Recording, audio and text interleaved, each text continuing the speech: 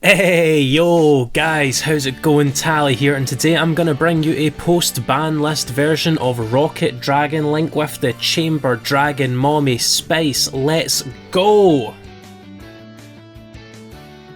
So first of all, starting off with our Dragon Link deck, gonna be honest, right, you can't run Dragon Links without the Rocket package. I'm currently running 3 Tracer, 1 Silver, 1 Recharger, and a Synchron.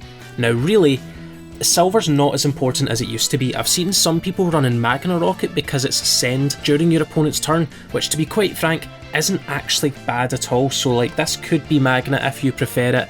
I still quite like the idea of getting knowledge on my opponent and being able to understand what deck I'm going up against nice and early. Now, to support our Rocket engine, we have our Absoluter Dragon, which can be used in conjunction with Dragon Ravine to search a Rocket very easily.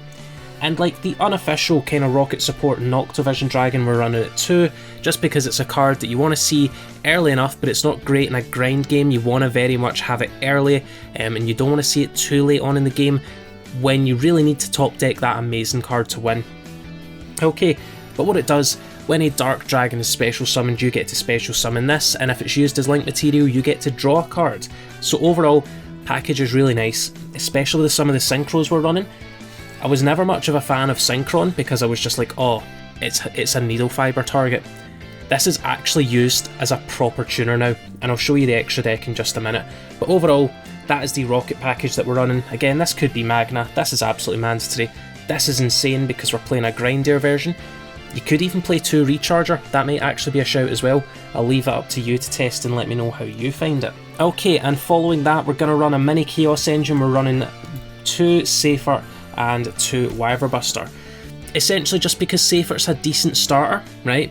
But also, you don't really want to use Safer as like your normal summon anymore because there's another card that we want to use as a normal summon. And ultimately, you want to get rid of this off of things like Dragon Ravine. You want to use both its effects really. If you are normal summon it, here's your 1 card 2 Dragon Engine, or if you are using its effect in the graveyard, then we can proc that via a different couple methods, okay? And speaking of Chaos Engine, we also have Chaos Dragon Levianeer, and we also have Omni Dragon Brotor, which can search pretty much anything here. And now onto the expensive part of the deck. You don't have to run this, but I do believe when we're playing a kind of more mid-ranged version of the deck that this is the best way to run it. 3 Chamber Dragon Mommy, this is expensive, alright, so leave down in the comments below if you would like a more budget-oriented version of the Dragon Link deck. Only reason I'm using proxies is because mines haven't shown up yet. Alright, but ultimately, this card's insane. It searches your Tidian, which is an interrupt during your opponent's turn, and of course your Tidian can bring this back for just more hand resources. So as a normal summon, this is decent. As getting this off of LP, it's decent. You know, it's actually just a very decent card to have throughout your entire turn. And that's our engine pieces. We're running a much kind of smaller deck count than I'm used to. I usually run about 45 to 50 cards. We've cut it to the tightest 40 possible. And what we're doing with this 40 is we're also running a lot of hand traps. Okay, so we are running free Gamma because Gamma's kind of mandatory right now. I kind of feel like Gamma is a really important card for the format. We're not dealing with VFD anymore, but we're still dealing with powerful combo decks. Also, Ash is really good in the unsolved part of the format we're in. I feel like Ash is really decent because it hits a lot of the rogue decks, it hits a lot of the meta decks, which have that key card that they need to search. And also, I have seen some people run Skullmeister. I think Skullmeister's fine, but I am personally right now thinking that the Ghost Spell could be decent, because between Ash and Ghost Spell and Driver and Gamma, you're actually hitting the vast majority of decks right now, right? Because this will stop Nadir, this will stop Invocation, this will stop the Nadir, this will stop Alistair, this will stop Alistair, and there's just a lot of different cards that people are going to be looking to use, and I think this wide range of hand traps hits everything the most, okay? Especially in decks like Shadow, you know, these are good, these are good, these are good. If we look at the past LCS from this weekend, this is very much what I'm basing these hand traps on. To be honest, we're kind of in that unsolved area where anything could happen, so expect these to change in future, but for right now, I think they're really decent. And that's our monster lineup. Pretty much everything else is spells and traps and extenders, so we're running free Quick Lunch, we're running free Chaos Space. Okay, and ultimately Chaos Space as well is the reason why we are not really needing as many Safer, because this is really another Safer, and it gets stuff in the graveyard, which is insane. Quick Launch is of course just E-Tail 8 summons a dragon from deck, it's absolutely bonkers.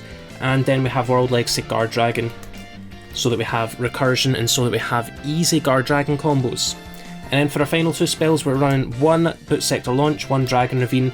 These of course are the good old boys, they help us search out and summon things, I very much like it. And finally, we're running traps in this deck again. We're running 2 Dragon Maid Tidian. For those of you who don't know, Dragon Maid Tidian is a DD Crow / a bounce, targets one of your cards, or one of your dragons and one of your opponent's monsters in the graveyard or on field, bounces them, and then it can actually also be monster reborn. So for our like turn 2, turn 3 plays, it's actually pretty insane because it's got a lot of flexibility. Because you go ahead, Dragon Maid Tidian, you get back Chamber, you search another Tidian on the following, like to use on the following turn, and that can be discard fodder, that can be just another negate, or not so much a negate, another interaction. So yeah, Dragon Maid packages is pretty nuts.